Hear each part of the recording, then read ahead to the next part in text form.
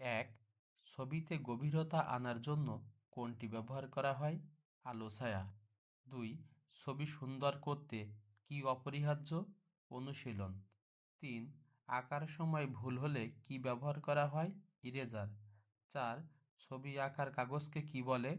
Drawing sheet. পাঁচ, ছবি আঁকার জন্য প্রয়োজনীয় পরিবেশ কেমন হওয়া উচিত? আলো বাতাসযুক্ত। ছয়, প্রাচীন মানুষ কোথায় ছবি আঁকত? গুহার দেয়ালে। সাত, গুহাচিত্র কাকে বলে? গুহার দেয়ালে আঁকা চিত্রকে। আট, গুহাচিত্রে কী ধরনের বিষয়বস্তু দেখা যায়? শিকার ও প্রাণীর দৃশ্য। নয়, বাংলার প্রাচীন শিল্পের অন্যতম নিদর্শন কোনটি? পাহাড়পুরের মহাবিহার। 10, গুহাচিত্র আবিষ্কৃত হয় কোথায়?